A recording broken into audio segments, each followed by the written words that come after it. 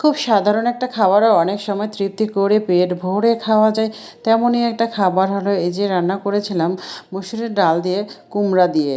আর এই যে দেখেন তার জন্য আমি এখানে দিয়েছিলাম মসুরের ডাল আর কুমড়া, স্বাদমতো লবণ, হলুদ, জিরা, ধনিয়ার গুঁড়া, তারপরে জিরার গুঁড়া, কাঁচামরিচ দিয়ে সবগুলো ভালোভাবে এরকম মাখাঝাঁকা করে নিয়ে সুন্দর করে ভালো করে মাখিয়ে নিতে হবে আউশায় আসে যেন।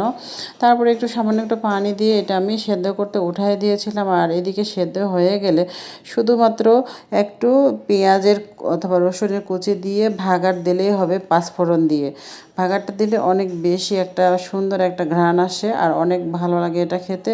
এটা রুটি দিয়ে, পরোটা দিয়ে এবং কি ভাত দিয়ে সব কিছু দিয়েই খাওয়া যায় তৃপ্তি করে, মনটা ভরে এক প্লেট ভাত খাওয়া যায়। সবসময় কুমড়োর ভাজিটাই খাওয়া হয় আর কুমড়োর ভাজিটাও কিন্তু অনেক বেশি মজা।